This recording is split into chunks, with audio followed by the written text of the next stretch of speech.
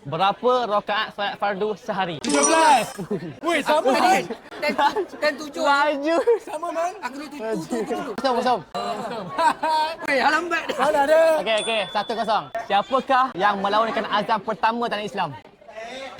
Bilal Birobah. Dah betul. Tahu.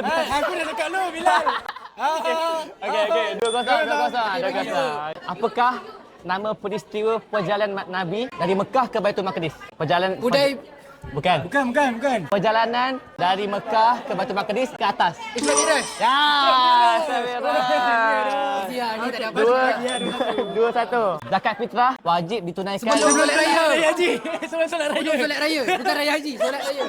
Raya Tak habis Aidilfitri. lagi. Weh, Okey, 2 sama. Tak habis. habis. Tak habis lagi soalan. soalan, Sabar. Nur. Surah apa yang tidak dimulakan dengan bismillah?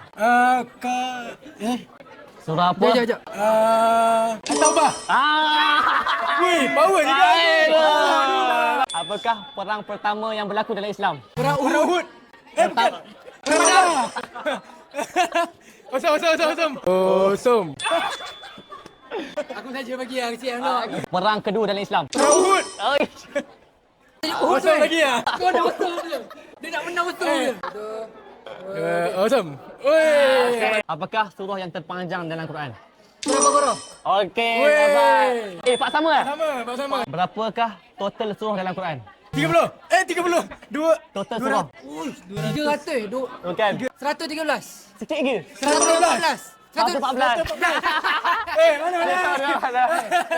54. Okey. Okey. Habis. Untuk pemenang kita tepuk dulu. Mantul. Diorang bergaduh-gaduh tu. Okey, teman. Assalamualaikum. Gaduh-gaduh.